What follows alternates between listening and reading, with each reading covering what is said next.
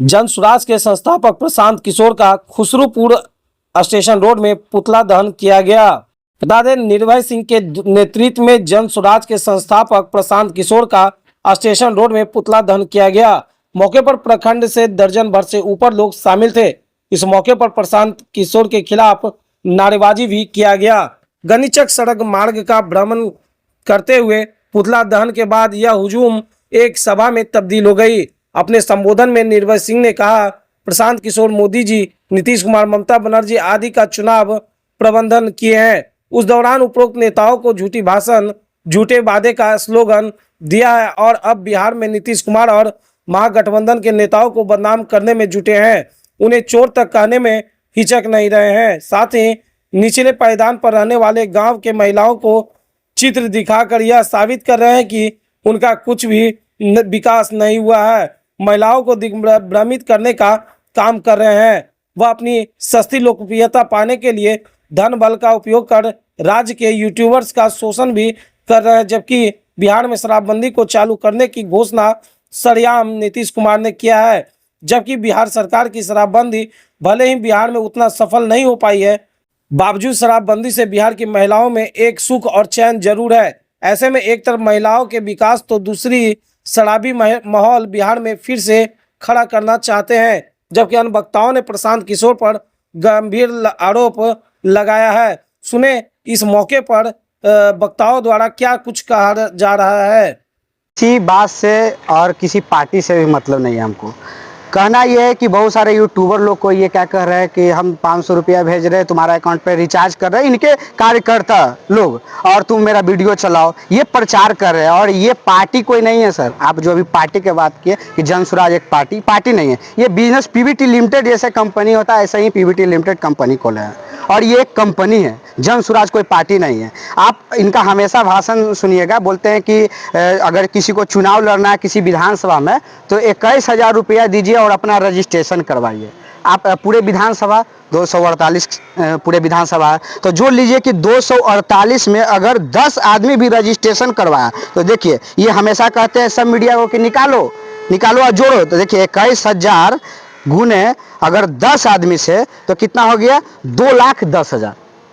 नहीं देखिए, social media पे प्रचार करने का अधिकार सबको है। अगर प्रशांत किशोर कर रहे हैं तो आपको क्यों परेशानी? हमको कोई परेशानी, वही बता रहे हैं कि सबके कैसे ये बेवकूफ बनाते हैं। पहले ये बोलते थे कि मुख्यमंत्री नीतीश कुमार को हम मुख्यमंत्री बनाए, जो हम लिख कर देते थे वही वो बोलते थे, उससे फालतू नहीं बोलते थे। 2014 में प्रधानमंत्री जब बिहार आए थे और प्रधानमंत्री को जब ये बनाए थे प्रधानमंत्री, इनका कहना है कि हम प्रधानमंत्री बनाए थे, वो समय भी यही लिख कर देते थे। तो वो समय क्या प्रधानमंत्री जी अच्छा थे? अब खराब हो गए। क्यों खराब हुए भाई? आप ही तो लिख के देते थे ना। मतलब पहले भी बुड़बक बनाया, फिर बनाना चाह रहे हैं।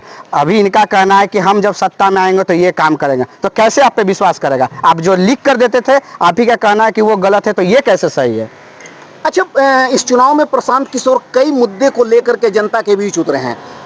उनका कौन कौन सा ऐसा मुद्दा है जो आपको, आपके नज़र से वो मुद्दा बेहतर नहीं है, बिहार की जनता के हित में नहीं है, ऐसा कोई मुद्दा नजर आ रहा है आपको? देखिए, सबसे पहला चीज, इनका मुद्दा तो सब गलत है, मगर कुछ मुद्दा ऐसा है जिससे सामाजिक लोगों को दिक्कत है और घर के महिला के सबसे ज्यादा दिक्कत है। ये बोलते हैं कि अगर मेरी सरकार आएगी तो दारू चालू करेंगे, मतलब लंगा नाच करवाएंगे बिहार में। कहना ये चाहते हैं कि 500 रुपया कमाए, 400 रुपया का दारू पिए और 100 रुपया का लाठी खरीद के लाए और भर पेट घर में महिला के मारे, जो पहले होता था। यही चाहते हैं। नहीं, ये भी तो हो सकता है, प्रशांत किशोर का ये लॉजिक हो सकता है कि अभी शराब पीने के लिए, शराबबंदी है बावजूद इसके लोग शराब पी रहे हैं। जाहिर सी बात है कि लोग ब्लैक रेट देकर के शराब ले रहे हैं। ऐसे में बिहार का जो राजस्व है वो बाहर जा रहा है।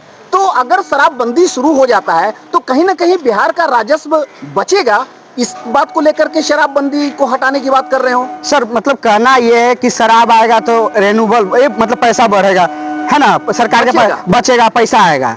तो सोनागाछी भी है, सोनागाछी भी है, वहां से भी पैसा सरकार को जाता है। तो सोनागाछी यहाँ खोलवा दीजिए। फैक्ट्री के बात कीजिए ना महाराज जी, दारू के बात करते हैं, ऑर्केस्ट्रा लाके नचवाइए, यही चाहते हैं। मतलब जितना गलत काम है ये करवाना चाहते हैं। तो पहले नीतीश कुमार के समय में ये थे, तो वो समय क्यों दारू बंद करवाए? वो समय नहीं दिमाग था, अभी दिमाग आ रहा है इनको। ये ऐसा कोई मुद्दा नहीं। फैक्ट्री की बात करें, अच्छा बात है, फैक्ट्री लाएंगे उससे नहीं पैसा तो आएगी ना बिहार सरकार के। जब फैक्ट्री यहाँ आएगी तो दारू से ही पैसा कमाएंगे, चना चोर गरम बेचवाएंगे, यही चाहते हैं प्रशांत किशोर जी। प्रशांत किशोर के रणनीति से इस चुनाव में वो जो मुद्दा लेकर के उतरे हैं, कहीं ना कहीं युवा उनसे प्रभावित है। आप खुद भी एक युवा हैं, बड़ा ताज्जुब हो रहा है कि आप उससे प्रभावित नहीं हुए। क्यों प्रभावित? अरे तो यही तो सब चीज बता रहे हैं ना कि हम ही बनाया मुख्यमंत्री, हम ही बनाया प्रधानमंत्री। पहले तो ये चीज नहीं बताया था, तो अब लोग को धीरे धीरे समझ में आ रहा है कि अरे ये तो जुमलाबाजी पहले भी किया था, अभी भी कर रहा है। मतलब इन्हीं का जो बोला हुआ चीज जो है आज वो गलत साबित हो रहा है।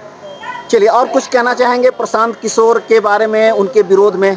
नहीं, कुछ नहीं, बस प्रशांत किशोर जी एक बार दिमाग खोल के सुन लीजिए, ऐसे ऐसे युवा, ऐसे ऐसे महिला को ठगना बंद कर दीजिए और आपका काला सच्चाई बिहार के जनता के सामने आ गया है, नवयुवक के सामने आ गया है और महिला के सामने आ गया है। एक चीज सर और बताएंगे, इनका जो भी रैली रहता है देखिएगा सबसे ज्यादा महिला रहता है।